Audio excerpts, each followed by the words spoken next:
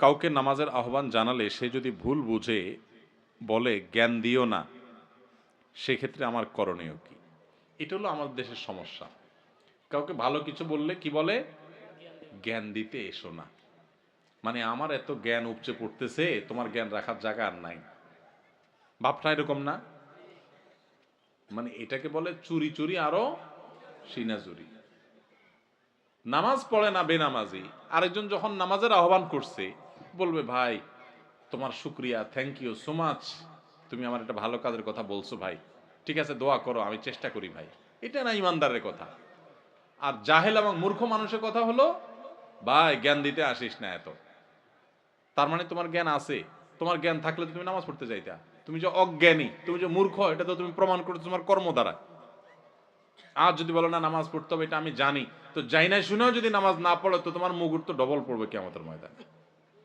আমাদের দেশে অনেক সময় অন্যায় কাজের থেকে মানুষ বাধা দিলে বা ভালো কাজের নির্দেশ করলে আমরা অনেকে বলি জ্ঞান দিতে আইসো না। এটা অহংকারের কথা, এটা কোনো বিনয়ী মানুষের কথা না। আপনাকে যদি কেউ ভালো কাজের উপদেশ দেয় তো আপনার তো সৌভাগ্য, আপনি সেটাকে ভালোভাবে নিবেন। আলহামদুলিল্লাহ, একটা মানুষ আমাকে ভালো কাজ করতে বলছে, খারাপ কাজ করতে তো বলে নাই।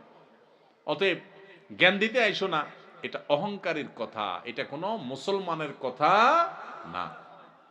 জ্ঞান দিতে আইসো না মানে কি? আপনার জ্ঞান থাকার পরও যদি আরেকজন জ্ঞান দেয়, আপনি শুকর আদায় করবেন, আলহামদুলিল্লাহ আমাকে স্মরণ করায় দিচ্ছে। আল্লাহ বলেছেন ওয়াযাক্কির ফাইন্না যিকরা তানফাউল মুমিনিন। আর ইমানদারদেরকে জানা কথাটাও স্মরণ করায় দাও। নামাজ ফরজ সেও জানে, আবারও বলো, বললে তার লাভ হয়, তার বিবেক বিবেচনা বোধ জাগ্রত হয়। এই জন্য বারবার স্মরণ করাইতে আল্লাহ বলছেন, আপনি বলছেন জ্ঞান দিতে এসো না। তাহলে বোঝা গেল এটা কোনো ইমানদারের কথা না। কেউ যদি আপনাকে ভালো কাজের পথে আহ্বান করে, পারলে তার ডাকে সাড়া দিবেন, আর না পারলে চুপ থাকবেন, কিন্তু অহংকার করবেন না। অহংকারী কিন্তু হেদায়েত থেকে মাহরুম হয়, বঞ্চিত হয়। এই কপাল পোড়ারা সঠিক পথে আসতে পারে না। আমার মা ৩ মাস আগে মারা যায়। রমজানে আমি মাদ্রাসা এতিমদের খাওয়াতে চাই, আপনার মতামত চাই। খুব ভালো কথা। আপনার মা মারা গেছেন, আপনি তার তরফ থেকে সবচেয়ে বেশি যেটা করবেন সেটা হলো দোয়া।